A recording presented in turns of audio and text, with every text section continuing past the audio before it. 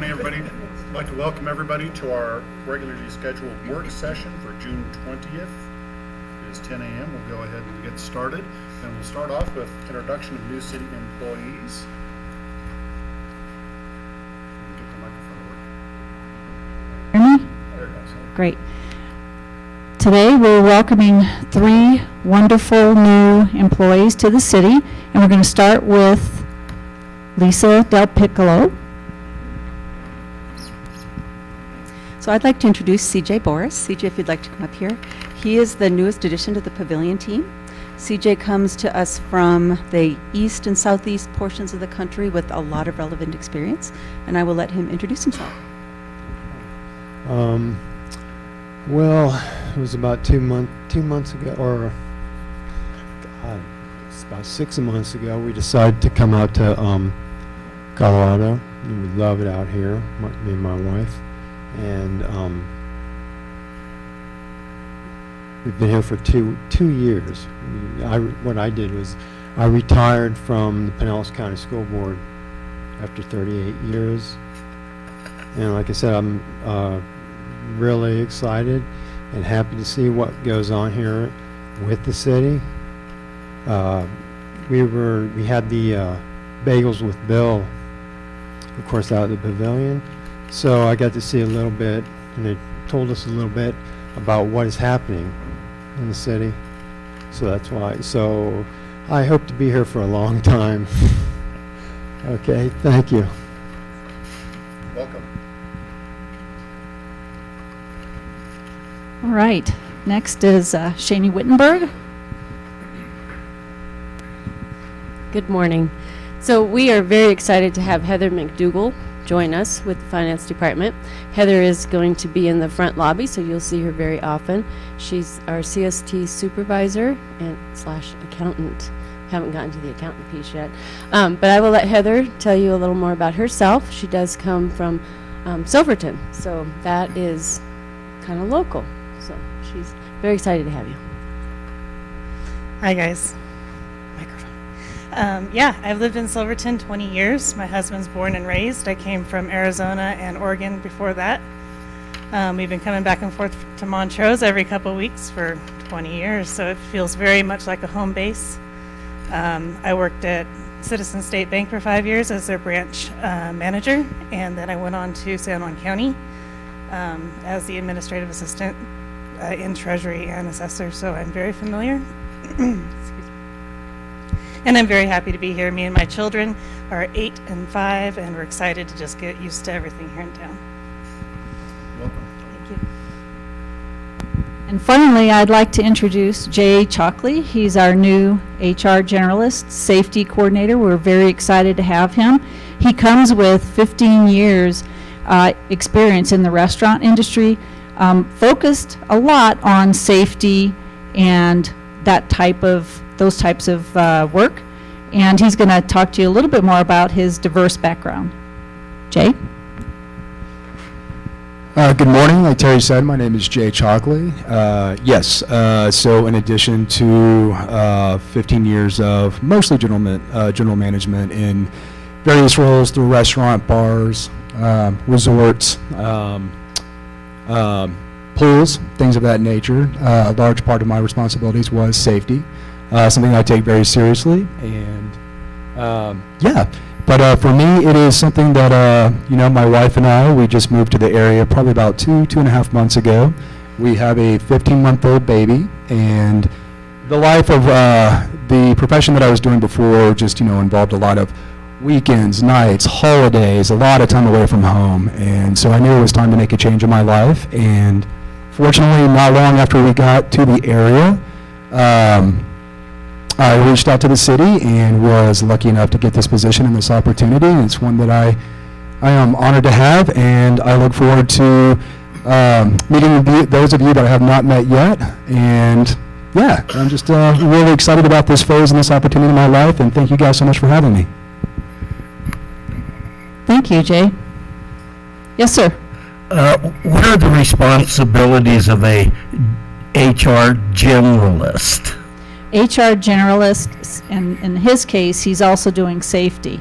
So an HR generalist does all things in the Human Resources Department, including recruiting, hiring, onboarding, doing orientations, onboarding employees. We have an extra program that we do to make sure that they're not only oriented with their paperwork, but they are socialized to the organization.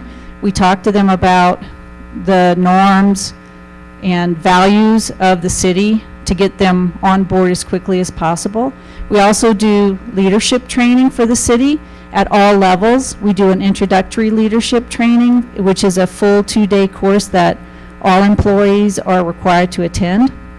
We have an advanced training course, which is 4 2-day trainings for employees that think they might want to take on a supervisory role. We have a supervisor's training, which we are right in the middle of now, which is a 5-day, two 2-day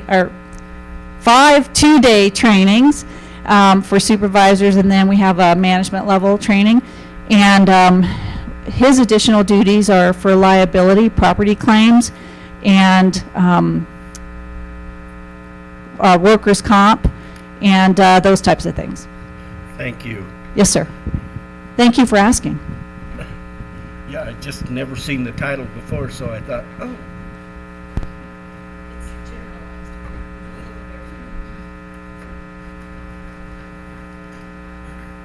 Is Rich Merlin here? So, I apologize, Bo Nerlin was unable to make it today for an introduction. We'll try to get him in later. He's the new alternate municipal court judge. very good, thank you. Next item is our Planning Commission alternate applicant interviews. And we'll start off with Terry Ferris.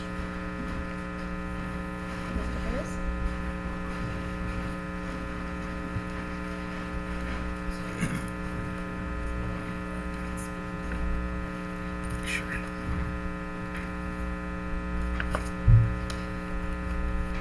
Morning, Council. Well, so why don't you start off with telling us a little bit about yourself and your background? Okay, we just moved here from Portland area, Oregon, 1.5 years ago. We wanted a drier climate. We really got tired of 25 years of nothing but rain and can't see the sun for a month at a time. And my wife's sister lives here, so we really enjoy it. And I spent 50 years in the printing industry as a project manager and a vice president of manufacturing. And I spent 12 years as a volunteer firefighter, 6 years as elected official with the fire department board of directors, and then 6 years as a city planning commissioner. Are there any questions from council? Go ahead. What made you apply for this position? Well, I've always volunteered. I mean, since 20 years, I've volunteered for different positions throughout my whole life. 12 years, volunteer firefighter, 6 years. That was really a non-paid position to be on the board of directors. Same thing with the planning commission. That was non-paid, and I kind of enjoy it. So I kind of picked it. Okay. What do you like about Montrose? I like the small city. The city I came from was 7,000 people. You know, it's 23 miles outside of Portland, Oregon. So we didn't go into Portland, too much craziness there. I like the dryness. I like the city. Everything is within 2, 3, 4 minutes drive. We moved, had a house built in English Gardens 4. So we're real close to everything. My wife's sister's here, so she's happy, I'm happy. Thank you. I'm just going to ask, are you familiar at all with any of our codes? No, I am not. You know, I figure a lot of them probably are the same, but a lot of them are probably different also. Because you've been dealing a lot with zoning situations and those kinds of things, so I think they do have a class along the way to bring everybody up to speed on those too. I have no problem going to as many classes as needed. Yeah. The biggest thing that I did on the city planning commissioner was the urban growth boundary. I don't know if you have that out here or not. But that took 9 to 12 hours, and it was the most contentious 3 weeks that I've ever been on a board member. But we made it through it. That was quite interesting. And most of the time it was at 2008, so it went from twice a month to maybe meeting twice a month to maybe meeting 3 months, once every 3 months, 6 months, because there was nothing going on at that time. So, you know, all the buildings, new subdivision, we used to inspect all the plans, check the fire hydrant placement, the pipes, whether they're up, everything's up to code. New buildings going on, all the way to hairdressers wanting to open up a shop in their neighborhood. So we covered a lot. And trees, especially the trees. How's the trees along the major thoroughfares? What kind can go in? What they can't use? How they even plant them? That was our concern. I suppose that having served on a planning commission previously, that you're pretty familiar with the do's and don'ts of a commission or a board in terms of communications, ex parte communications with applicants and that type of thing. With like ethics? Oh, very much so. Did they, when on the planning commission you previously served on, did they have required training in that regard? No. I tried running for the city council. I did not make it. So I was appointed by the mayor to the planning commission. That's how I got on. Thank you. Welcome. Thanks for putting your hat in there. Thank you. Putting your name in the hat. Yeah, you know, I'd even forego the $40 a month. I was surprised to see that. Any other questions? I think that covers it very well. Thank you. Okay, thank you. Thank you. Next is Paul Cairns. Oh, that was me. Oh, sorry, Terry Ferris.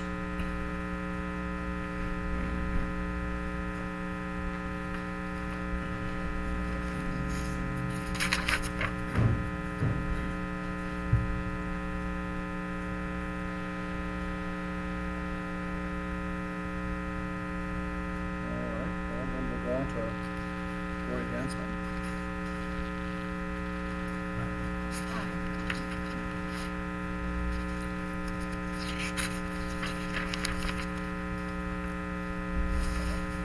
Thank you for putting your hat in the ring. Appreciate that. Hope it works out.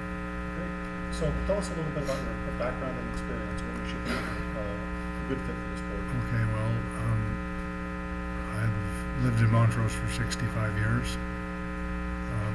After high school, I was taught the glass business by Tony Hines personally. He and I worked together. And got quite a bit of experience in the building industry.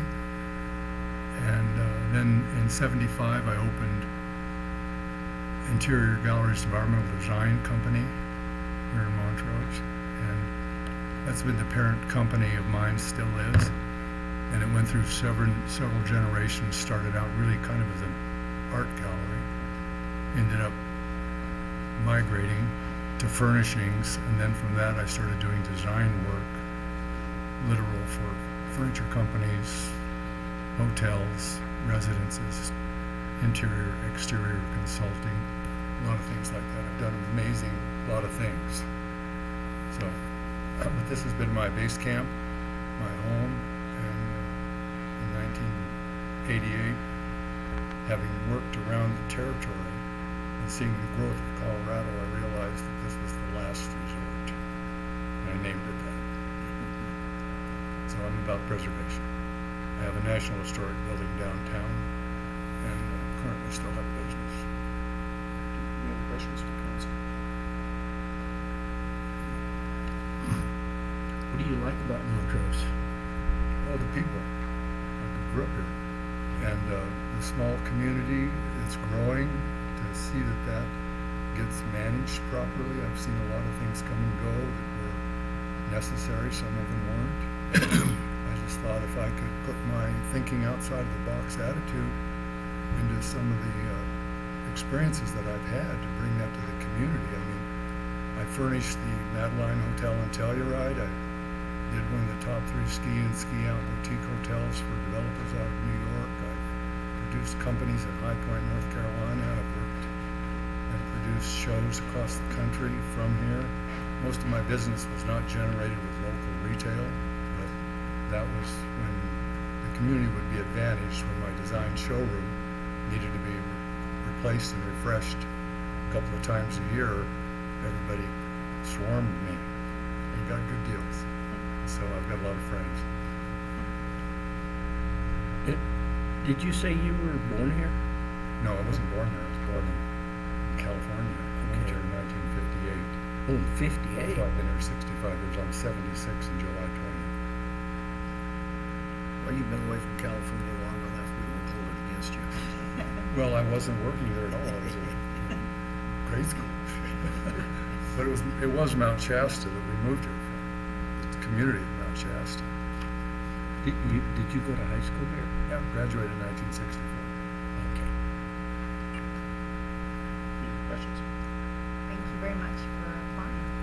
Yeah, and my business is on the corner of Main and Townsend. It's a National Historic Building. I went to Denver, got that all done in 2000 personally, and it's registered nationally and state-wise as well. And I've done what I can to keep it preserved. Thank you for your time. Appreciate that. Thank you. All right, moving on to our discussion items. The first item is the Project 7 Resiliency Project Update. And we have Utilities Manager David Breeze and Project 7 Manager Adam Turner. Any guests? You want to go ahead and come on up? Yeah, and I'm going to turn it over to, is this on? I'm going to turn it over to Adam to introduce the project team and to start off on the presentation. All right, thank you all. It's an honor to come and present again. We were probably here maybe a year ago, and a lot's happened since then. We've gotten a lot more traction. I'm also glad with the new counselor is kind of an old counselor that's been around the block a time or two, and he's very familiar with Project 7, so I don't have to run through all of the slides of who we are and what we do. Ed kind of knows about that. He's been in some of the spaces out there that probably doesn't really want to talk about. So we've done a lot since we were here last, and our team, obviously we have Rick Huggins is our main engineer for our owner's advisor, and Miles is our main communicator that keeps us all communicating well with each other and with all the entities that we're juggling to make this all happen. So with that, I think I'll just turn it over to Rick. He's got some stuff. We've got some exciting things going on with the pilot program.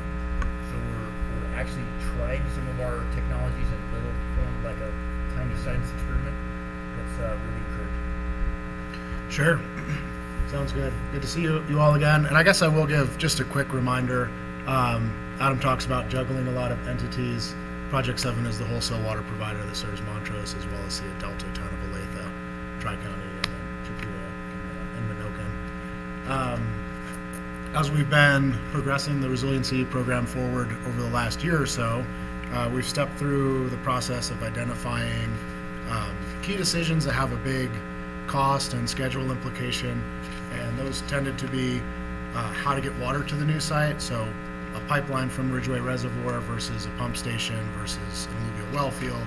After running through the analysis and talking with the board, the feeling was very strongly that a raw water line would be appropriate in this case. It's a little more fire resistant, it allows more direct access to the water that everyone owns in Ridgeway Reservoir, and then it has some benefits in that it provides a more consistent water quality. There's a lot of turbidity and essentially mud that will flash and run into the Uncompahgre below Ridgeway Reservoir that we can avoid having to deal with if we just get a pipeline directly from there. And then we've also looked at water quality and defined water quality targets, as well as you might call it a sphere of influence. So who is going to get water from the new water plant and how often are they going to get it, And in essence, it's always better to give people the same water so that it's consistent. And one of the things we seek to do is avoid having customers that transition back and forth over the year between water qualities. So it's bad for the health of the distribution system, and generally, it's not usually that the water is better or worse, it's that it's different. And tastes funny. right, it's different. Yeah. And so we defined the southern portion of Tri-County service area as being the portion of Project 7's footprint that will take water all the time. And there are some ways the system's put together that allow us to kind of hydraulically isolate that system and design a plant that will feed water to it year long. And then in the event of a water outage or the need for Mr. Turner and his staff to produce more water from that plant, we'll be able to just push water kind of wholesale through City of Montrose and Tri-County's distribution system up north to Project 7's transmission line and then onto Delta. And there'll be a few minor improvements associated with that of kind of everybody's assets. And then the last major decision that we made was we identified the two most appropriate treatment technologies for water softening, being pellet softening reactors and nanofiltration membranes. They both have some good things, they both have some challenges associated with them, and that's why over the summer we are running a pilot study up at Ridgeway Reservoir that actually takes two 15-gallon per minute pellet reactors, and we're going to kind of side-by-side compare their performance, put that to a downstream filtration step that would be required from the surface water treatment rule, and then essentially get a good glimpse of what exactly a future water plant would look like in terms of power, chemical consumption, how easy it is to operate, and then consistency of water quality. And pellet reactors are nice, they're preferred, but we are planning on also piloting nanofiltration membranes. So you guys have probably heard of reverse osmosis. It's essentially the same thing. It's a way that we can filter out calcium and magnesium ions, which softens the water and then produce a nice consistent water quality for customers. The downside of that is that 5 to 10%, if we use some of the more modern technologies, 5 to 10% of the water that we take out of Ridgeway Reservoir will have to be disposed of as a brine, likely down an injection well. So some cost associated with building an injection well, uncertainty about its performance because frankly you just don't know until you build it. Followed by the idea that if we can make use of that 5 to 10% of our water and use it here locally, I think that would be everyone's preference. So I'm gonna buzz through these real quick. I think you've seen them before. Generally speaking, we have some renderings and some drawings that we've put together to help communicate what the plant might look like. We'd put it back up into the Pinyon Juniper buffer along Highway 550 downstream of Ridgeway Reservoir. This is the site that we all walked last year. Yep. So that hasn't changed. I think depending on where we were last year, I'm just not sure how many of these decisions have been made yet. And I think the important thing is that we have a pretty clear picture of what we're recommending. And again, that's surface water treatment plant with softening, raw water transmission line. We now know the finished water distribution system improvements that are needed to get to our design flow, and we know what our design flow is. Basically 1.5 MGD all the time, peaking to 6 million gallons a day. So I think we kind of want to just get to question and answers, to be honest. So I'm going to hand it over to Miles to talk a little bit about the... So we'll go through these really quickly again. The main point though for this project is really to mitigate risk and balance any risk from having a one straw, one cup system. I think as you all know, all of our water today comes from the Pogray Tunnel, the Gunnison Tunnel out of the Gunnison River, and there's one treatment plant. So if anything happened to that water supply or that treatment plant, then some hard decisions would have to be made. So in the works for decades has been a second treatment plant on the southern end of the system. And so finally this program is delivering on that vision. And so we all know drought, wildfire have been major factors in planning infrastructure in the western region increasingly every year. And so I think we showed this last time we were in, but looking at Pine Gulch, Cameron Peak, and East Troublesome, some of the biggest fires in our state's history are all within the last few years here, and all of the biggest fires in our state's history within the last 20. So if there was a fire in the Gunnison watershed, by being in the Uncompahgre watershed with this new facility, hopefully we'd be managing that risk a lot more. Just for the public, could you kind of expound a little bit on what the risks are with sediment and so on for water quality from a fire? Right. When you have a fire in the watershed, there's going to be a lot of sediment and a lot of other material coming into to that watershed that affects the water quality and makes it more challenging to treat. And some of the new technologies we're piloting, and I'll let Rick, who's our water quality expert, talk about how we can offset some of those risks. And basically having 2 different treatment facilities in 2 different watersheds helps balance that risk, so that hopefully there's never a fire that consumes both, but by balancing that risk in the Gunnison and the Uncompahgre, we'd be drawing from 2 separate water sources in 2 separate treatment facilities to make sure that we've always got a backup. It's really unusual for a system of this size that serves 60,000 people approximately to not have a backup system in place, and that's a major risk that we've been working to offset. Rick, I don't know if you have anything to add on the treatment side. Will the new plant be able to handle the whole system? So the idea is 6 million gallons a day is a little bit over the base wintertime demand of Project 7 surface area. And our goal isn't to, if the main plant is out of commission for an extended period of time, I think the goal isn't that everything goes on as usual. There's going to have to be intergovernmental agreements to make sure that everyone shares water equitably, and they do so based on a minimum usage that no outside watering, it's just household use at that point. But yeah, we updated our planning estimates last year, about 8 months ago actually. That's how we got to the 600 number. As I recall, we've got the facility is such down there we can't expand it in the future if necessary. Can you remind us what the current facility is producing? Yeah, you're 27.3 million gallons a day, 0.6, so it's a lot. And then can you, did I understand what you've said originally correctly, which is you've decided to take the 2 treatment plants and one will always serve the southern part of your service area and the current existing plant will serve the rest, and only when one or the other has to will they overlap or cover for each other? Right. Now, I think there would be times where Project 7 would want to exercise that, that's what we call it, is exercise that infrastructure. So they would want to know that they can get 6 million gallons a day out of it, and they'd want to practice. Right. So probably during the winter in this case would be the easiest time with it, kind of a staff decision. And maybe this is what that shows up there. My eyes just aren't good enough to see it. But what did you decide what areas exactly are going to be served most 100% of the time by the Ridgeway facility? Right. So it would be Tri-County's water system. It would be the maroon part that's below City of Montrose. And we would propose to put a downloading vault in between Tri-County's system, kind of near the Riverside booster pump station, and City of Montrose.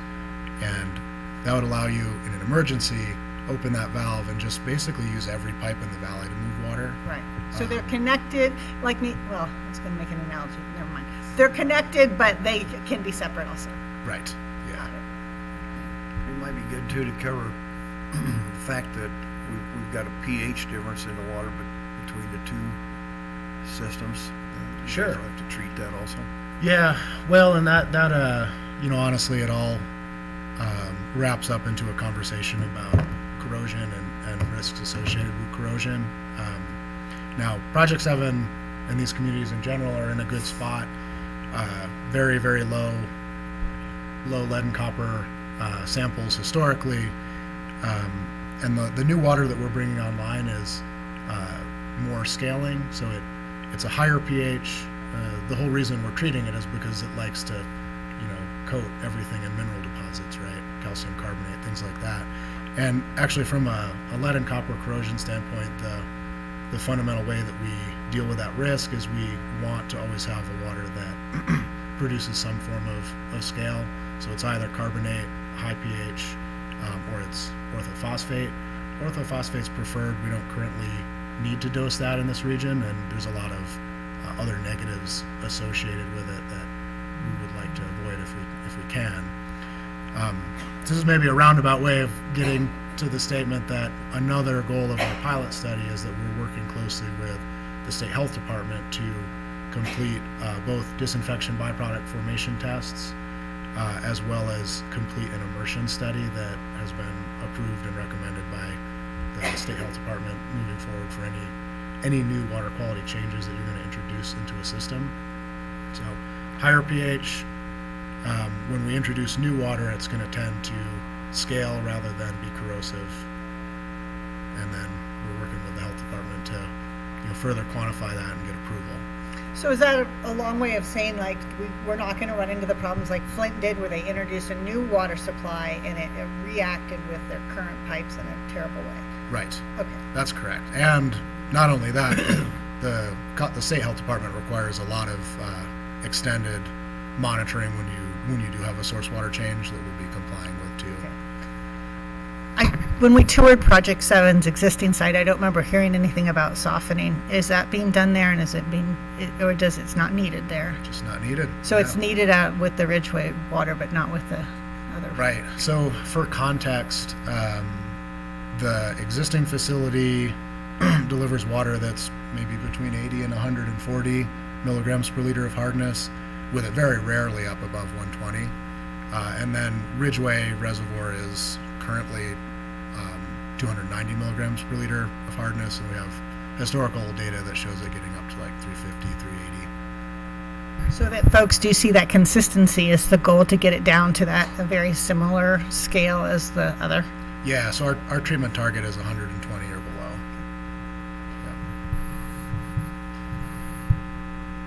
Yeah. Okay. I have a question. Since Tri-County is going to be receiving most of the water, and the western part of Montrose County, and I know that when Ridgeway Reservoir was first built, there was a cost that was associated with building the dam that the city of Montrose incurred almost $1 million a year to pay off the debt. Okay, now, and Tri-County also had it, and all the other little ones. So do you guys have an idea of what percentage the city of Montrose is going to be paying for these improvements? I know because we're going to have to raise the water rates to pay for this. And is there a estimate as to how long that we would have to pay for it? I know that the city of Montrose was, I think we had almost 10 or 20 years to save up money to be able to make those almost $1 million a year payments to, I forgot who it was. It's been 15, 16 years since I was on Project 7. And my concern is, again, is the preliminary cost and who's getting most of the water, and how is that cost going to be shared along the lines with to the residents of the city of Montrose? Yeah, there's I think a lot there to dig into, and what I'm scrolling around for is I think we have picture of the Grand Valley, so Grand Junction area. And I think the first thing that I want to communicate in response to you, sir, is that so if you look at Google Earth, you can pick out the Grand Valley and the Uncompahgre Valley from space, basically, these two big green blobs in the middle of the desert. What is so unique about the communities up here is the single cup, the single straw that you all share.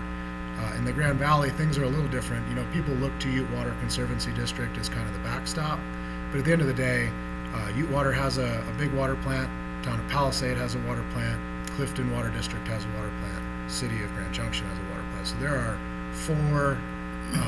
4 different water plants with a wide variety of water sources from the Colorado River itself to Plateau Creek to Grand Mesa reservoirs. They're all managed, and all of these systems have interconnects. So if Clifton or the city of Grand Junction has a big problem at their plant, they open some valves and everything works out. Maybe they have a little funny water chemistry, but things are okay. And I think the important thing to communicate here is that it's very hard to quantify shared risk, right? The reason that this project is needed is because there are a lot of single points of failure in your drinking water infrastructure that if they fail or go down for a long period of time, everyone's gonna suffer. And so therefore, if we go forward with this project, everyone is gonna benefit from having that redundant water supply. And I guess I would recommend that not be mixed up in a conversation about who uses most of the base water that's produced by the plant. Well, I don't know. I think that the residents of Montrose are going to ask those questions. Right. Why are our rates going up? Because they've just gone up recently, if I'm not mistaken, other utility rates, and now they're sitting there. I imagine, because I've only got a few comments about, oh, I hear the water rates might be going up too. Well, how do I answer those questions, and who's going to pay for it, and how are we going to pay for it, and when we're going to pay for it?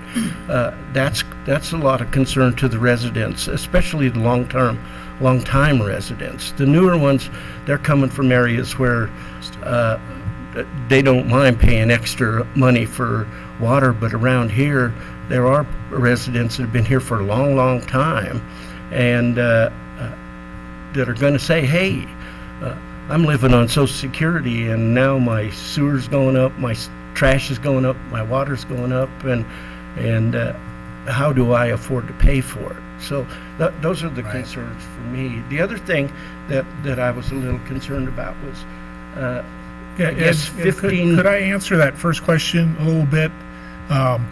One of the requirements or the charter of Project 7 was that the Project 7 maintain consistent rates with all of the customers.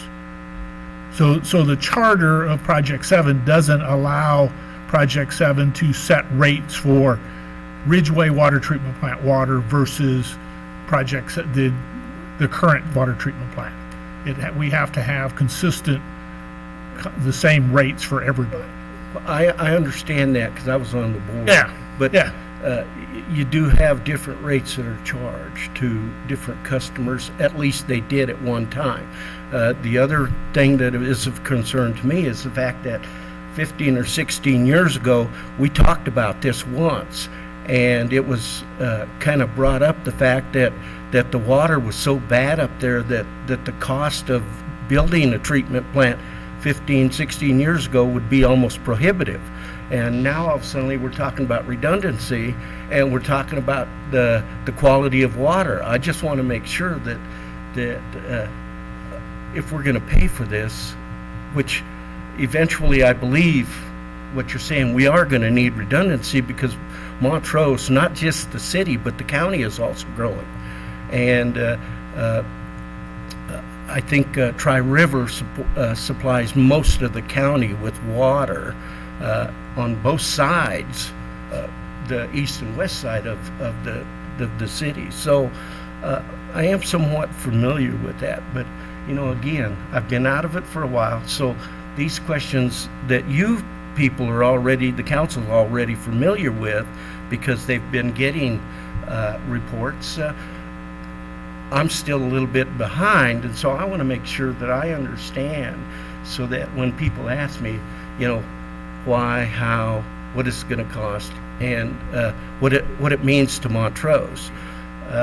So that's why I'm asking. It's the right question, and you're jumping ahead. You're cutting right to the chase on the cost of it, and I think chiming into what David said, one of the benefits of Project 7 is that it's sharing infrastructure and sharing the costs for new infrastructure as well. And so what you see on the chart here is looking at what's that inflation adjusted value of water for the wholesale water that Project 7 treats, charges the same amount to all of the 6 members that provide water to their customers, and all of those members, Montrose, Delta, Olathe, and the water districts, have the sovereignty to set their rates however they want, just like Montrose does. And so when you look at historically, the blue line at the bottom here, that is the inflation, that's the true value of water that Project 7 charges for the wholesale. The red line above it is the inflation adjusted value. And so with rate increases, we're looking to come somewhere between those 2 dotted lines, with the same wholesale rate being charged for all members. That keeps some price stability and allows each member to have that independence that I mentioned to charge whatever rates they need to, because we know the wholesale water is one part of that system. So our goal in funding this project is to look at how can we use that local match, those water rates, keep them as low as possible, and bring in as much outside federal funding and state funding as possible through grants and low interest loans to provide that stability to the rate structure. Because as you said, gas is going up, sewer's going up, everything's going up right now. So water's just another one of those things we want to have as much of a long-term vision and predictability in it as we can. And Councilor Lavari, getting you out to the site and doing a tour, getting you up to speed on what we're doing at the treatment plant, so you can talk about some of those different water treatment chemistries. We'd love to get you out there. Okay. Does that help to answer some of the questions? Yeah, it does. Just like I say, it is a concern to a lot of residents, and they may not be screaming now, but I'm sure I don't get all the calls that the city manager gets. I just don't want them to be beat to death when it comes out and says that, oh, we're going to have to raise our rates. Yeah, I think my only advice would be just to remember to remind people that when we talk about risk mitigation, everybody benefits from it equally. The fear for us is worrying about who's buying that water at the present time, because truly the cost is the cost of providing the 6 million gallon facility and risk mitigation.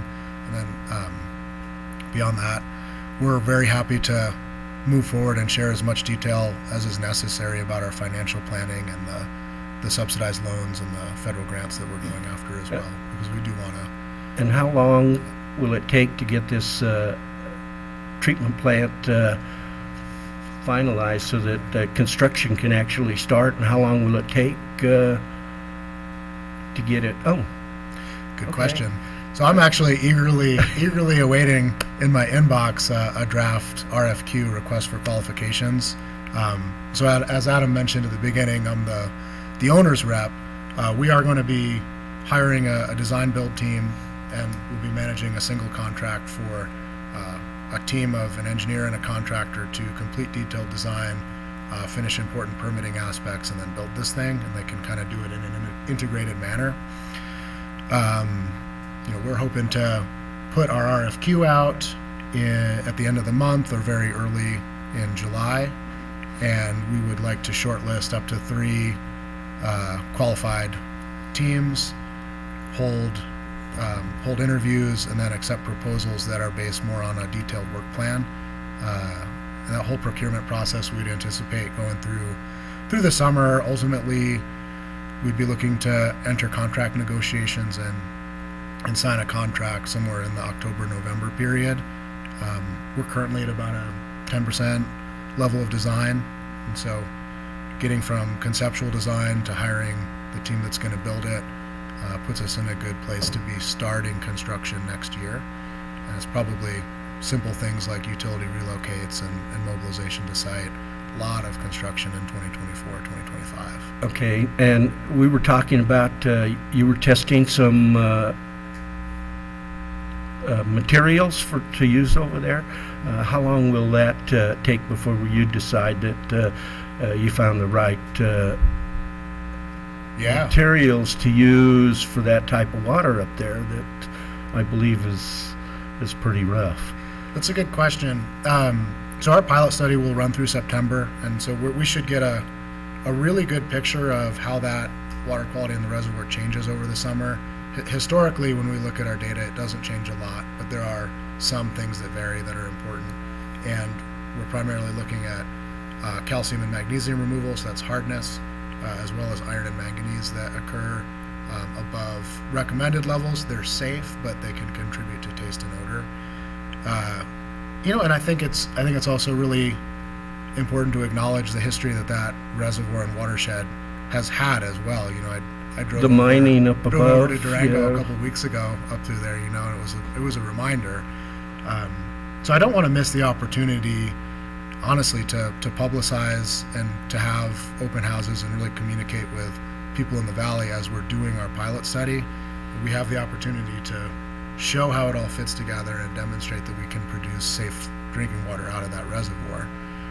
Because there's a lot of residents that have been here for a long time, and they know the mining up in that area. And as a matter of fact, some residents actually mined up in that area, some of the old timers. And so, it's just important that they know that water that's coming down the pipeline is safe to drink. It may taste a little different, but it's safe to drink. That's the important part. Yeah. I think there's ample evidence and ample studies and there's a lot of safeguards involved in that system to be able to really prove that. But if you don't mind, let's go ahead and wrap this up. We've got Representative Callan here, and I don't want to waste all of his time. Well, I think it's important that when it comes to spending the city's money, the taxpayers' money, that we make sure that we're looking at all the angles. And I want to make sure that when it comes to doing that the people in Montrose, as well as the county, get as much information as they can, because again, a lot of people don't pay attention or get on the internet and do that. And so this isn't a city project. This is a Project 7 project. well, I know, but the city's going to be responsible for paying for part of it. They will. So it makes it a City of Montrose project. Anytime that we take taxpayer dollars and put it out for anything, for any project, they're paying for it. And so is the county people, and they just want to know. So with that, and not to be too argumentative, I'll just think that I'll be waiting for you guys when you come back again. Thank you. Invitation to come out and tour the testing facility that we've got out at the dam right now, learn a little bit more. We'd love to go deeper on some of these questions. Okay. So to wrap things up really quickly, what we're looking at, really high-level schedule, as Rick said, getting into hopefully having this plan online by 2016.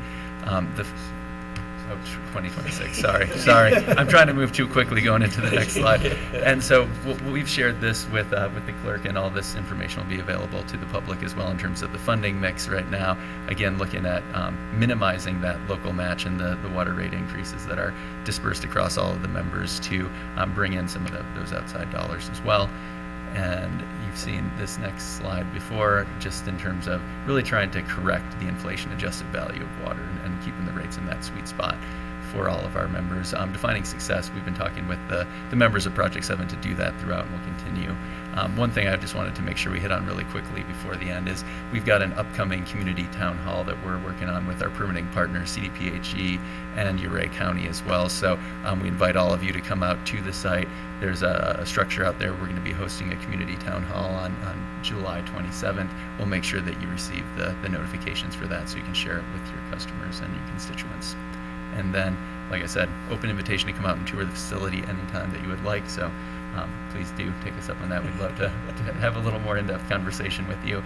And then we've been coming to this group and all of the members for resolutions of support as needed to pursue some of those outside funding opportunities, like the $600,000+ that the Bureau of Reclamation just awarded to Project 7 to do some of that water quality testing out at the dam. So we'll be coming back periodically with those requests as well. All right. Thank you, gentlemen. Appreciate your time. Thank you. Mr. Mcdougall, would you please make sure all council gets that presentation and department heads too? Let's go to refer to it as a meeting.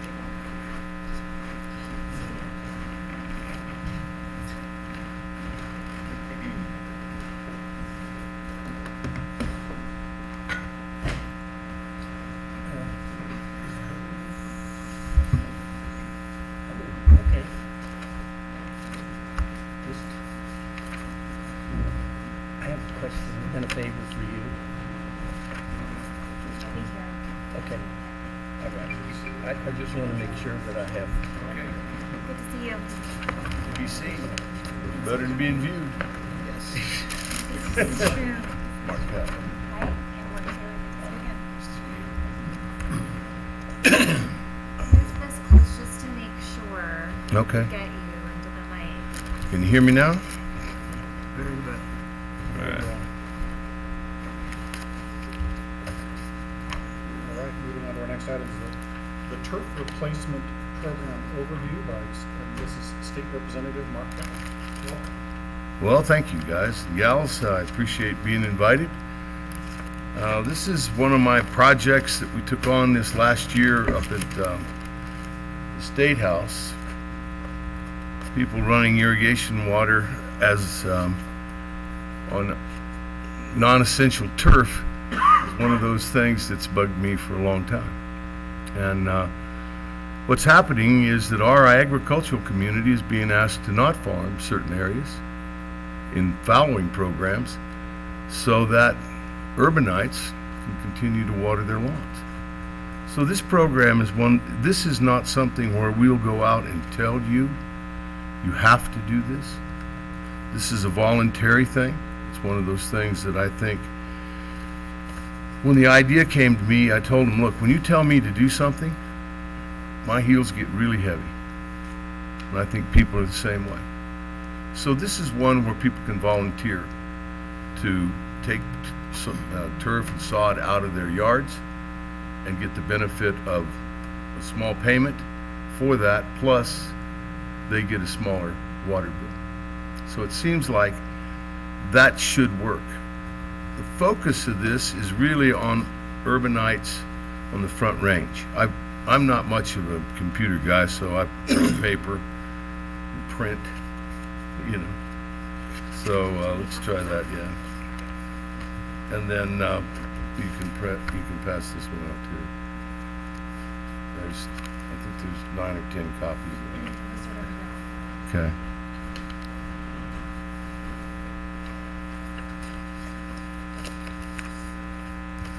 This will be the first one we talk about. I printed them myself, so I couldn't afford the color.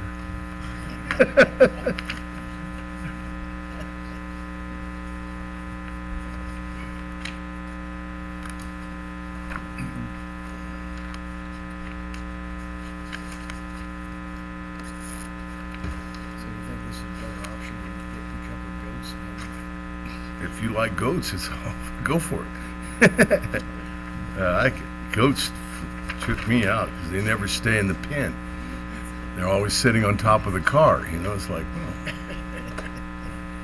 eating the paper off of tin cans. This program is one that when people start thinking about irrigation outside, we don't think about the amount of water that's being used. So if you can imagine the water line in the city to the meter, 50% of the water that goes through the meter never makes it into the house because it's used on outside irrigation. We have systems, you have systems that we can reclaim 90% of the water that goes into the house. We can put it it goes to the treatment facilities. We'll either treat it, put it back into the river, or we treat it and pump it back up in purple pipes as irrigation water. But the water that's used before it gets into the house, it cannot be accounted for as to where it goes. When it gets back to the nature system, when it gets back to the river, or when we can use it again. So you can't quantify that. And as climates and weathers change and those kind of things, we're starting to see that we've got a finite supply. So one of the things that we can do with that is to start to demand management. In agriculture, we talk about ag management is just don't farm so much of your ground. That way we manage the demand that's being asked by agriculture. Well, when we do that, it also influences what kind of money is being made by those farms. Mark, can I ask you a question? When they leave ground fallow, don't they get some money from the government for doing that? You can if you're signed up in some of those following programs, but more specifically, those long terms are from the federal government, and that land is what you and I would call soil bank. There used to be a program called Soil Bank. Today, we're talking about demand management comes from the state of Colorado, talking about being able to leave more water in the Colorado River to move downstream to help with Lake Powell. One of the things you and I need to be aware of is 600,000 acre-feet of water is Trans Mountain diverted every year. That's the operating pool inside the Blue Mesa. From a full pool to dead pool. Every year goes across the mountain. Their demand continues to grow. They've got to figure out how they can go about minimizing some of these outdoor programs. So what we're trying to do with this is we're giving them an incentive to start looking at how can we use less on the existing lands, existing yards we've got. That in parks and places where people populate, but they don't populate the whole thing. You, in your parks, have traffic patterns where you know where the people are. But there are edges, the fringes, and those kind of things that may be candidates for this. And what we're talking about is not, when I grew up, I thought a xeriscape was 3 different colors of gravel. Pink, gray, and white. But we have the capabilities and the crops and the seeds that we can plant, natives, extremely drought tolerant, and those kind of things, and incentivize people to raise those in their yards and in these parks. So if you take a look here, and this is something I don't want to take a lot of your time, but there are only 19 communities in the state of Colorado who have buyback programs. There's not one on the western slope. You're the first county, or you're the first city that's talked to me about wanting to know about it. So thank you for doing that. We're in much better shape than most of those communities because we have such a large supply of raw water. The tunnel that you just talked about, the Uncompahgre River, all of that raw water is really just irrigation water until it's treated and has value added to it from going through those treatment facilities. We had a long discussion about that. So when we take that water and just start pouring it on the ground, we start realizing that we are not only losing the water, we're losing the money that we invested in making it drinkable. So what this is going to try to do is incentivize people to get rid of some of that space, not run as much water on it. Drought tolerance and natives use very little water. So we're going to try and incentivize that. Some of the sod growers on the eastern slope are even thinking about being able to place sod of these native grasses and some of these different plants. And I don't know if you've ever seen any, but some of them are very, very attractive. So what this will do is basically these communities that have a program, the state of Colorado is going to come in and supplement that program. So going from $1 to maybe $2, or from going to so many square feet to so many more square feet. There's a lot of interest in this. This thing has had a lot of articles written about it. People are interested in it. I get a lot of emails on this. The other day, Marcus looked it up for me. This was the 3rd highest looked up bill for that week. So people are interested, and I understand, I appreciate that. So from the point of view for Montrose, there's 2 ways you can go about putting one of these programs together. One, you could set up the program on your own, and then you would apply for grant money to help subsidize that program. You would put some money in, they would match it. The other one is that a third-party contractor can be contracted by you, the city, to take only state dollars and use that in a program. That way you don't manage it, you don't have to spend money on it, the third party does. So we're right at the very start of this. It only got signed, I think, something like the 10th or the 12th of June by the governor. So CWCB, the Colorado Water Conservation Board, is going about writing their program so that they'll be able to do this. In this bill, there is some dollars to help with staff, so that the program is projected and expected to go on. It starts with a $2 million deposit from the state of Colorado into the program. Within 2 or 3 years, it could grow easily to double that, depending on demand and depending on how much money Colorado's got. Right now, Colorado feels like they've got all the money they could ever want. But this one gives us an opportunity to not be tied to any of those federal dollars that came in through COVID and some of those kind of things. This is something the state would be looking at doing. And in some communities, it's probably going to be very attractive because it's going to help with their water consumption. And everybody's concerned about that. Aurora is spending massive amounts of money building pump back facilities so that they can get fresh water back to their supply chain. So this one is, it kind of sounds boutique, but in reality, it's got some legs that I think will probably serve the state of Colorado well. Utah established a program like this, I think a year ago, 2 years ago. You probably are familiar with Las Vegas. Las Vegas continues to grow, but their water consumption goes down because they bought back a lot of sod. And now they've written ordinances and all that limit how much sod you can put in, how much turf grass you can use. I think one of the things that we all got used to is we grew up with bluegrass and we can't think of anything except bluegrass. A lot of communities have ordinances that say a certain percentage around these commercial facilities have to be landscaped. Well, a lot of times when we think about landscaping in western Colorado or out here in the west, well, we just plant grass on it, we'll mow it. You know, none of us have a gerbil contract, so we can't bale that hay and sell it to gerbils or something. So it's kind of self-perpetuating. And as we get drier and tighter, and believe me, we are going to get tighter. The Colorado River is in danger right now. We've agreed that rather than deliver the 7.5 million acre feet across Lee's Ferry, that's between Lake Powell and Lake Mead, the measuring facility, we've agreed that this year we're only going to deliver 7.0 million acre feet. And the compact calls for 7.5 million acre feet on a 10-year rolling average. So we're going to step back from that delivery amount. But our deliveries have been made on a rolling 10-year average. So it's not like the call is going to happen tomorrow. What we're all concerned about, and you as city council people are probably thinking about this, is that the level of Lake Powell at 3,525 feet above sea level is the power pool for those turbines. When we go below that, those turbines will not generate 100%.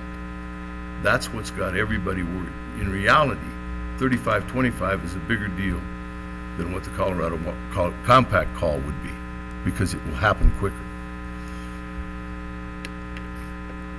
So when we start talking about these kind of things, they seem like drops in the bucket. But if communities start to buy into this, these are the kind of things that take pressure off of the river, the communities that we live in, and we still get to have the communities that we've gotten accustomed to.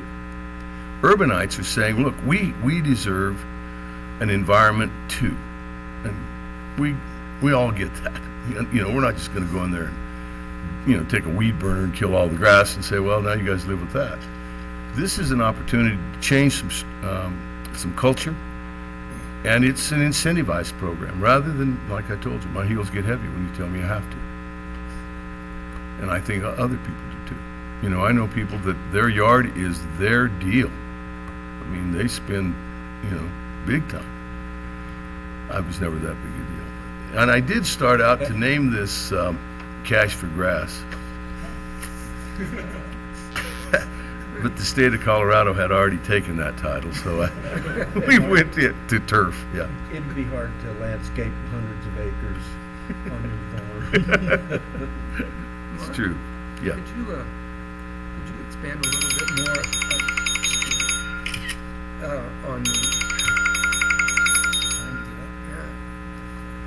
on the replacement on replacement vegetation? Because one of the comments I've heard people make is, you know, I would consider doing something like this, but my water bill may go down, but my energy bill is going to go up when I put all of this rock in my yard, and that increases. So yeah, you were talking about vegetation. I think that what you and I would have to do is to explain to people, look, it's not about gravel. It's about vegetations put back in those spaces. that will use markedly less water. Natives and extreme drought tolerant plants. And you know, I'm not conversant enough with those kind of plants, but I have seen some examples that were brought to us when we were working this bill that I'm telling you, man, they are, you know, they're not just cheatgrass like you and I would think. There's some of these buffalo and turf and I don't know what all they call them, but they've really made some great looking yards. The idea, because I grew up thinking xeriscape was zero-scape. So, you know, the I and the O were a big deal. And I think that we do that by education. The state does that, helps the city do that, so that when people come in to talk to the city planners and to the people that are here, examples can be shown of this is what we're talking about. And here's, you know, the garden center is in the process of buying those kind of products so that they can then sell them to people that want to replace. A little bit for us on this resource center that is currently one of the third-party administrators of this. Could you expand a little bit about what that third-party administration looks like? Well, what they do is what they're doing in these communities, Fort Collins and some of those places. What they do is they are where, if you're interested in the program, you go there. Then they walk you through how many square feet you would like to take out, what it would cost, what you could put back. They're really kind of a consultant to the homeowner and take some of the pressure off the city government. And I would imagine that you'd be able to write any kind of contract that the city would want to write with them as long as it was, you know, within business. So that's really what they're talking about. And there are 2 or 3 different, this was not written specifically for them. There are a number of organizations that are wanting to get in on this. And the Extension Center out here has a fair amount of information on other grasses too. Mark, it sounds like the way this is written is the city is going to need to decide whether we are going to have our own internal program. Right. Or whether we are going to contract with a third party or simply direct our residents to contact third parties. Probably the most confusing would be you direct them somewhere. Okay. Because getting the grant money back and those kind of things is going to be much different than most homeowners are comfortable with. Okay. If the city does its own program, it looks to me like we would have to fund it, that this program is meant to match existing. The program is meant to match your program unless there's one that stood up on its own by the county, So if we by the want to city. do it ourselves, we need to be putting money into it. Right. And if not, then we would just contract with a third party and direct. And that's where the traffic would be funneled to them.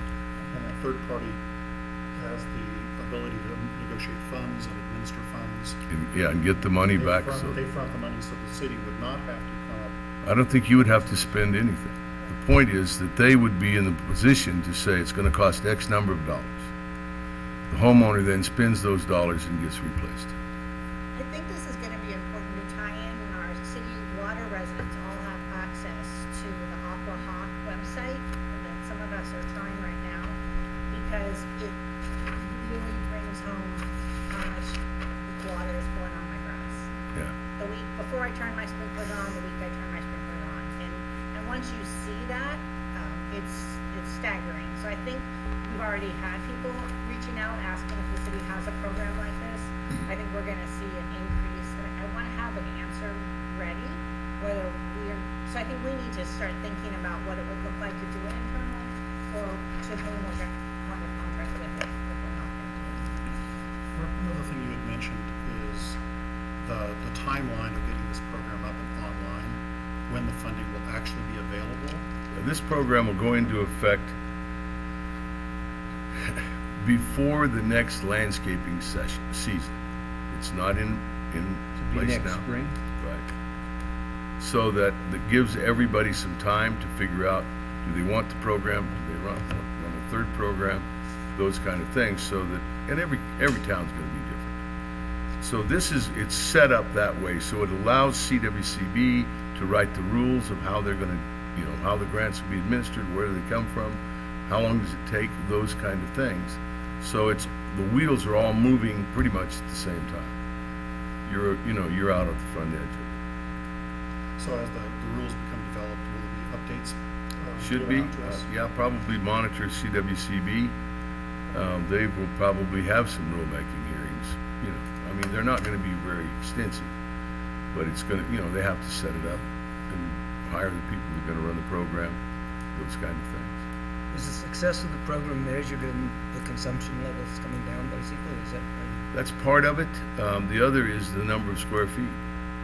Because on residential grass, for example, per 1 acre of space, you should save 9/10 of 1 acre foot.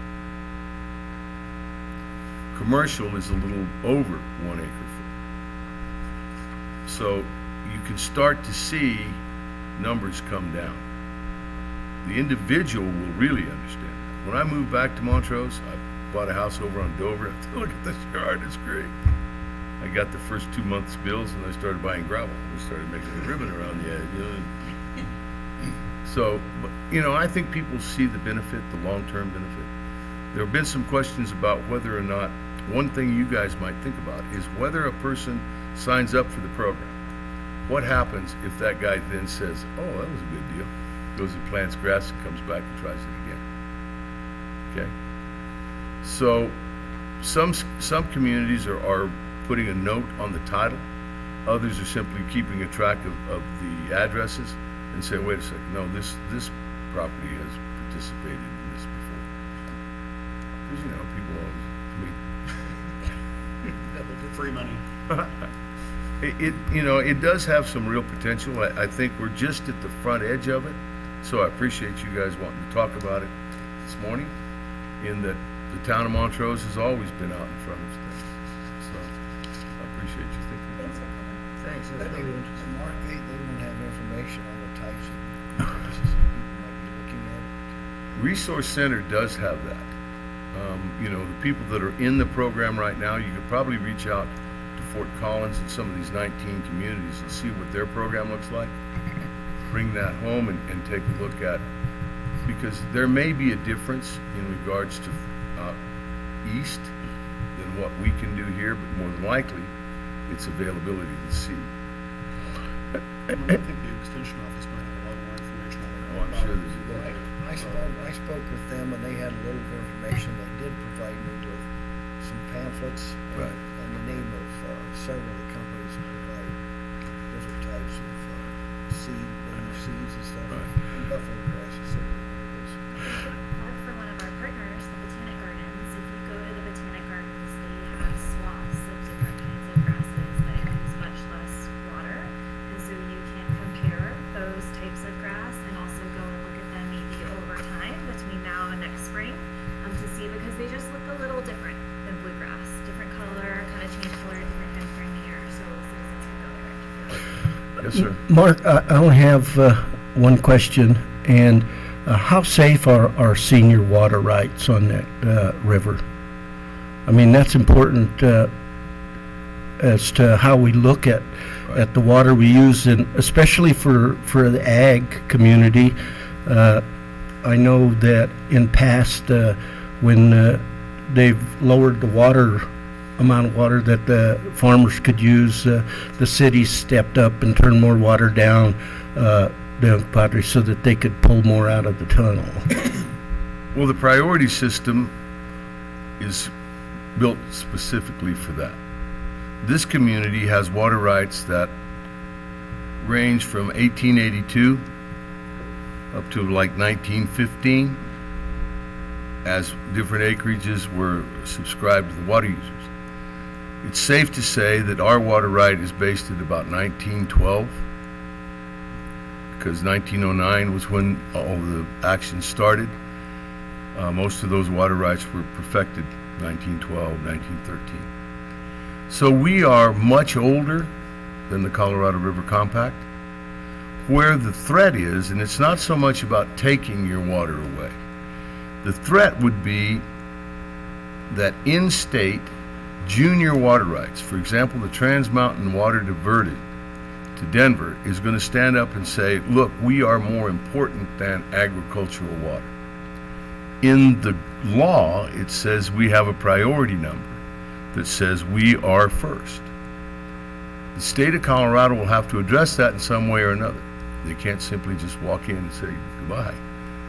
But I wouldn't be surprised to see them negotiate with older water rights to help protect some of those 1937 water rights if a call on the Colorado River were to ever come forward. To answer that question straight, our priority number puts us at the front of the line.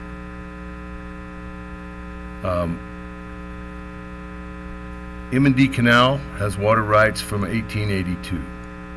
When I was manager there, we did call the Uncompahgre River and went down to 1882 because that's how old that water right is, coupled with the Uncompahgre Valley water users rights. So as far as us being pretty good shape, we are in good shape. If we're not, if there is something that says we're going to have to all cut back, we won't be the only ones. And it won't be enough to take water completely out of this valley. Because we irrigate 76,102 acres of ground in the Uncompahgre Valley. But our supply water is only enough for about 32,000 one time. So we put water on the land, we use it, put back in the system, we pick it up, we use it again. Water is used up to 5 times before it leaves the Uncompahgre and goes back into the Gunnison. So use and reuse is what makes our water rights stand up. So if we were to be cut, say 20%, yeah, everybody's going to feel it. But we're already on percentage out on the farm right now. We're not at 100% water right. We're at about 80, and in some areas 70. Because it's hot, it's dry, the wind's blowing. The other day it was 95 degrees, and the wind was blowing 25 miles an hour at 10% humidity. Yeah. Everybody looked like I need a drink.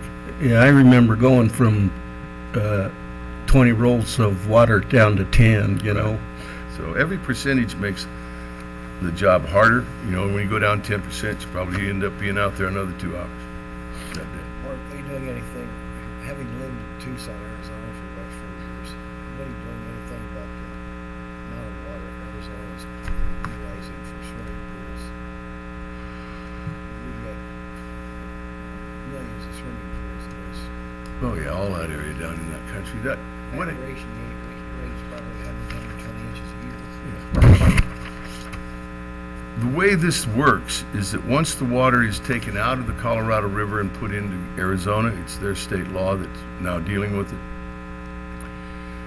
Arizona and Nevada are now on Tier 1 shortage, which is the first cutback. If we continue to go down like we are, Tier 2 shortage will be implemented, and that will mean that California will take some shortages, which will be the first time in history. When they go to Tier 1 and Tier 2, what that means is that the amount of water that they can remove from the Colorado River is cut down. Arizona, in their case, they traded their priority water to get the Central Arizona project put into place. So their priority number went into the 60s rather than 1929. They were willing to make that trade. As this gets tighter, Arizona will get less water all the time. But in the meantime, we may need to cut our usage in order to keep our insurance policy, our bank account in Lake Powell so that we can continue to release the amount of water we need to in regards to the compact. And please, when people come to you and say the compact is too old, it needs to be renegotiated, ask them to leave immediately. Really. Then there's a push. There are people saying that, well, it's an arcane piece of law, it doesn't work anymore. There are different issues. The issues are not any different. It's still about wet water. And as I recall, part of the electrical production at Lake Powell is funding the best come back here too. Well, a lot of the pipe that's being put in out here in our adobes is paid for by generation of electricity. WAPA is the only part of the government I think that's paid back. And they're proud to tell you that, too. All right, well, Thank you very we can much. sit here and talk about water for the next 4 hours, so. No, not me, just till noon. Yeah, have to stop for a second. Thank you, Well, Mark. thank you very much. Thank you, guys. I We appreciate your time very much, and we look forward to hearing more from you as this progresses. Well, one of the other things, I'll make an offer, if you guys would like to, maybe go over the bills that I ran in this last session, so you can see kind of what we were doing in regards to everything, not just water and ag, but surprise billing on insurance and some of those kind of things are bills that I ran. So if you'd like to get together and visit about that, I'd be glad to. Hey, Mark, one other thing is that in Germany, they make a very good liquor called Grupa with the buffalo grass. Well, that'll help sell it right there. There'll be a lot of people raising But that. it tastes like grass. All right, Thank you. Thanks, Mark. Hey, guys, let's take just like a couple minutes, just a bio break.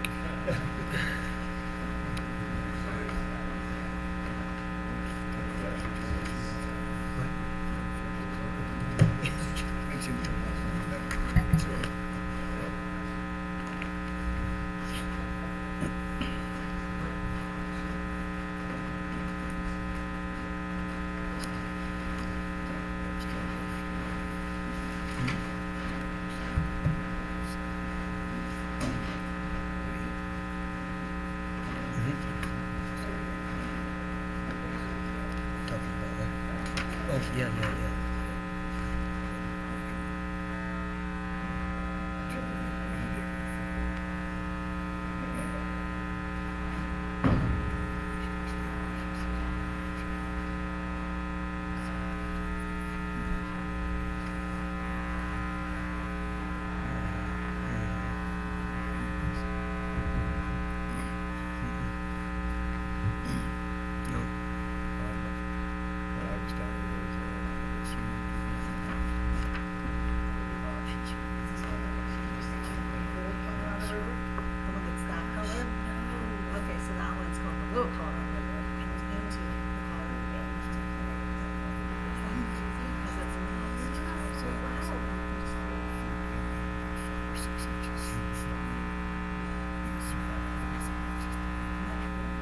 So I don't have any pictures of the community of Colorado.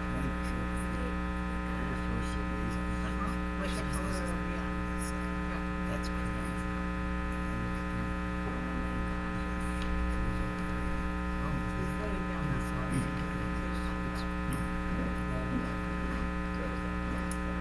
I don't think they ever built a house in At the beginning of where it comes in.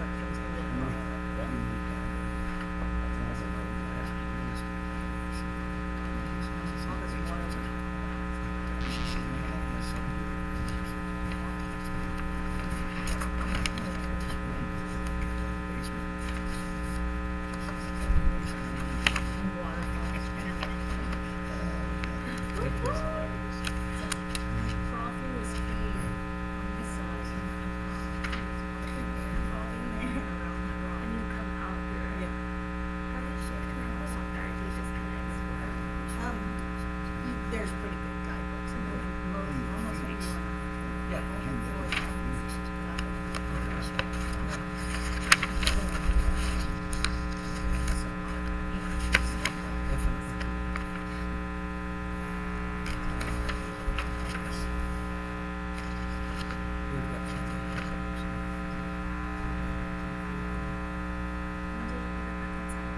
We got off the river Saturday and go to You have other attorneys in your office besides you? Interesting talking about water stuff because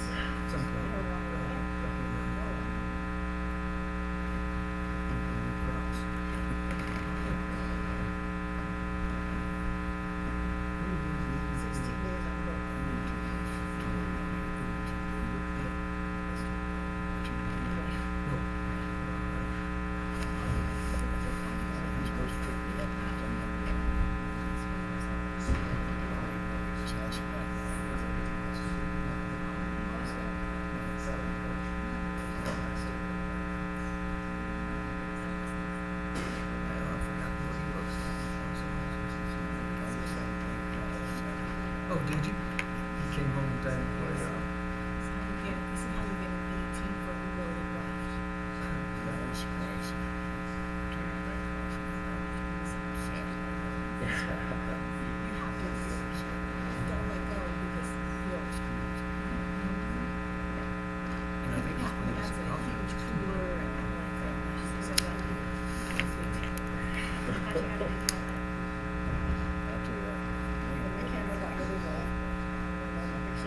Like that, so I stopped taking pictures. So I think this is like the first day days. He said, having a bunch of kids come with this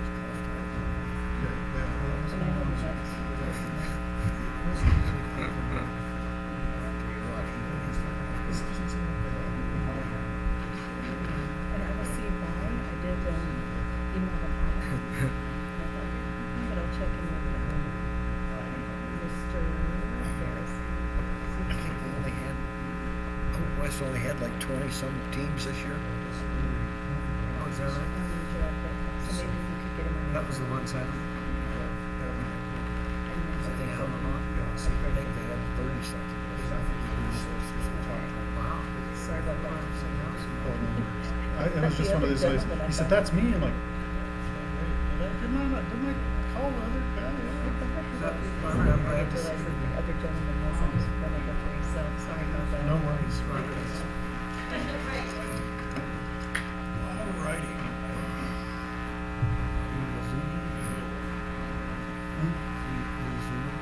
We're resuming.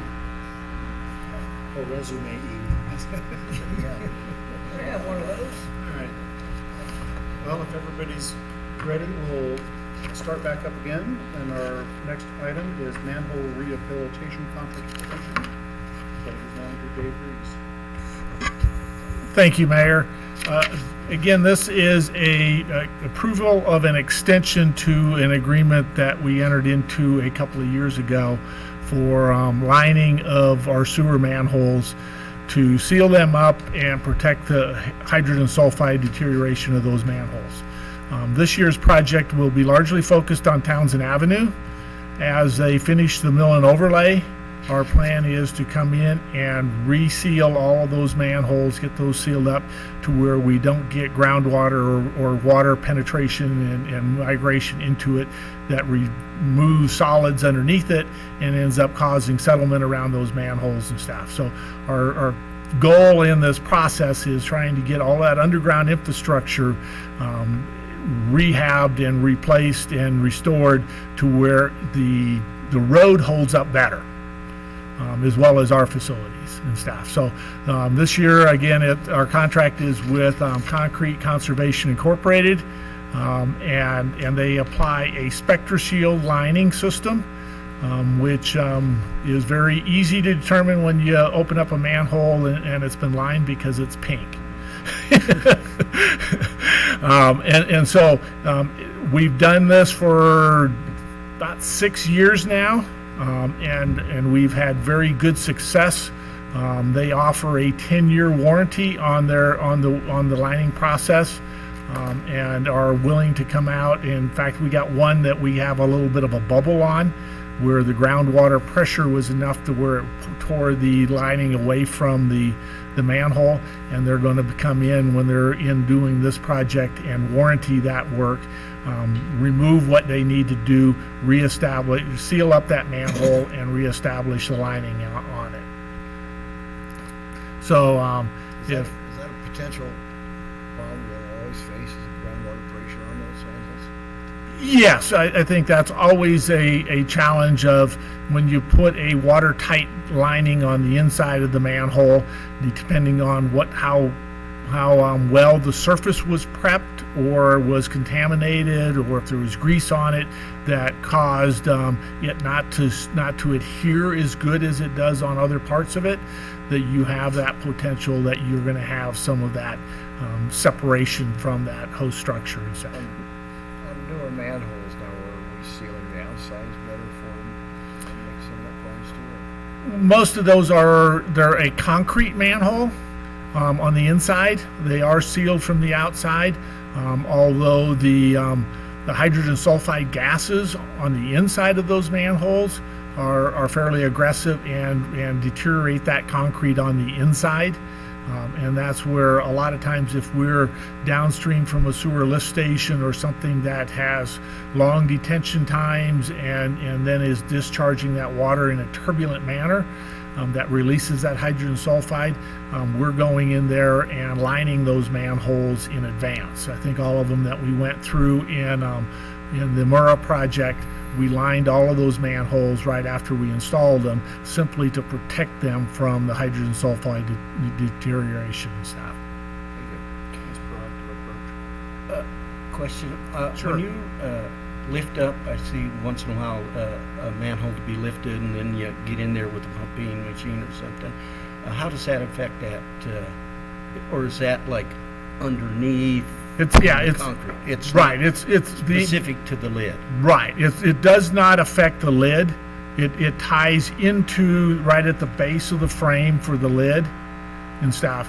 And basically all of the concrete surfaces is what it's designed to protect. Oh, okay. That's kind of what I... So to access in and out of the manhole. Has no effect on it. Right. Any other questions? Okay. We'll be back in, I guess, the first meeting in July. July 5th. Yep. Thank you. Thanks. And our next item is our firework display permit application. Something everybody's really excited to hear. Thank you. So I'm sure everyone is aware, the city is planning the annual 4th of July fireworks display. Our municipal code requires approval by the fire chief and the city council for a fireworks display permit. So we did get a permit application from the Office of Business and Tourism from Katie. She has started the process with the fire department. And because of the time frame, because we won't have another regular city council meeting before the 4th of July, this is also on the agenda this evening. And Katie and Lisa are here from OBT if you have any questions about the display itself. One thing I would note is that although there is currently a stage 1 fire restriction in the county, that does not apply to the city. The municipality has a separate authority under that stage 1 fire restriction, so we are allowed by all regulations to have this fireworks display, as long as conditions permit. That's one of the things I think it's important for people to recognize is that if we have our normal high winds or something like that this could change, but right now, we are full speed ahead. Okay. Well, I think just fire department is all set up. I believe they have a plan for fire department personnel to be on site the entire time. Yes. Question, wasn't this Rotary sponsored events for years ago? Years ago. Okay. The liability actually eliminated the Rotary Club's ability to do that because the liability insurance for it made it too expensive for the Rotary Club to do it, and that's when the city took over. It's been several years. And what year was that? Don't know the year exactly, but I could look it up. I know I was clerk at the time. We were doing this information on the top of their head, and I'm still kind of trying to get it in there. And so I thought that's a good question to ask. Thank you. You're welcome. I found it interesting that it asked if this was a dangerous event in any way, and the answer is no, because it didn't involve motorcycles or water. But okay. You know, if I'm not mistaken, Bill Patterson was involved with that years ago. He used to set it up with some explosive company out of... He used to help with setting up and he'd help launch push the sequence buttons. He'd help push the buttons. All right, any other questions? Thank you.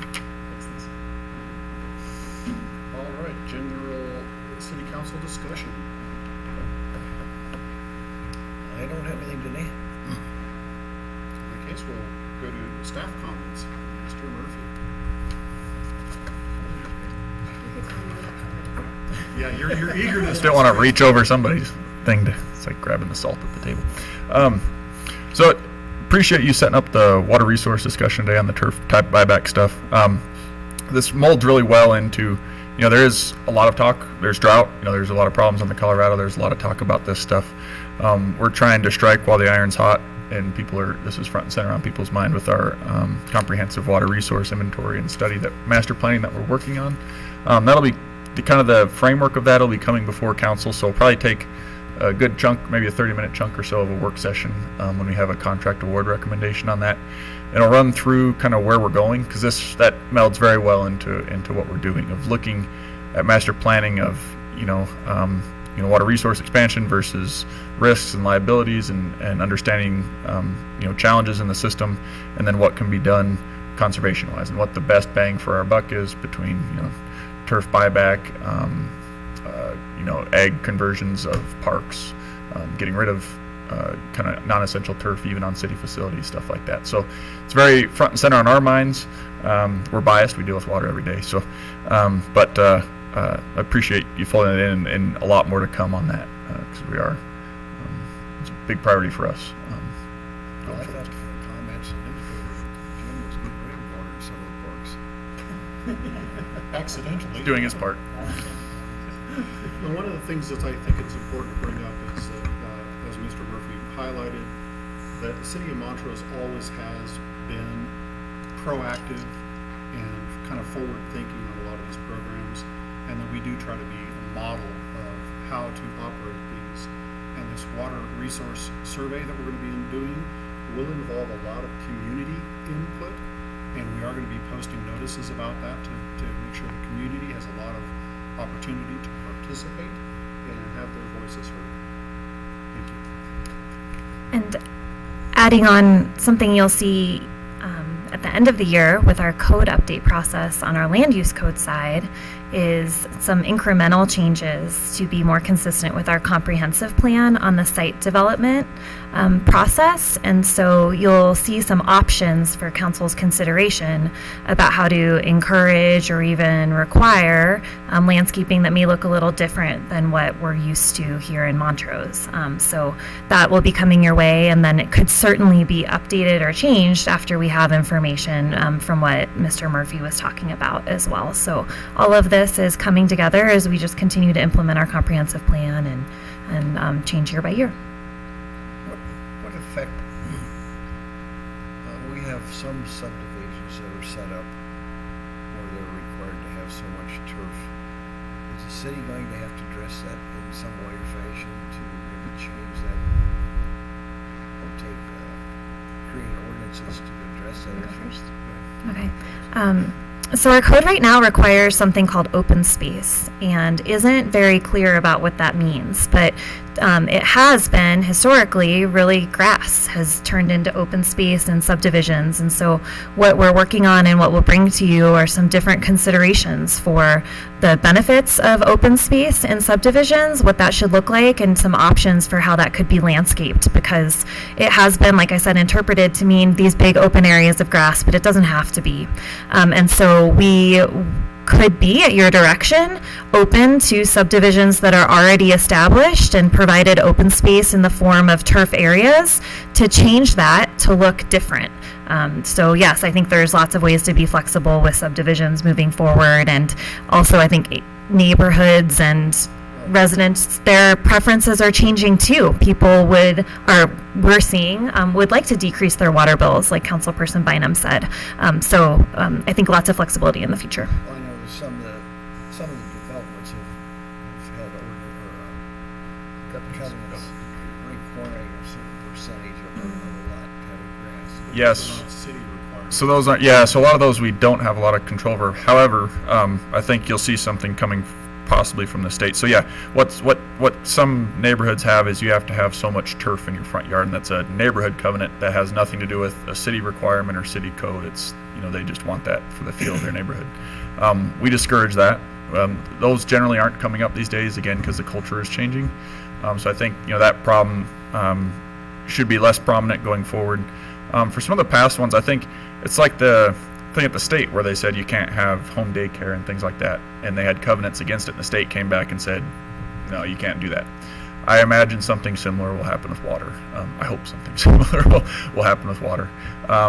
But again, those are kind of somewhat out of our control, but there could be some some legal stuff that comes down from higher level that may help address some of that.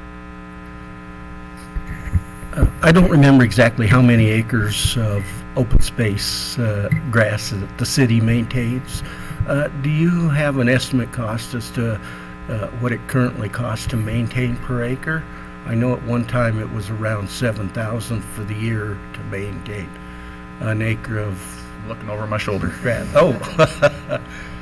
You have a guy for that. So I don't have an exact answer on cost per acre, but out of 120 acres of turf in the city park system, I mean, I guess I could break that down to figure out what the exact cost is before I get that back to you. But for our cost between our in-house crews and contracted turf care, we could just break down our budget into acres, and so I can get that back to you. I don't have it off the top of my head. Oh, okay. Go back to your comment regarding subdivision covenants.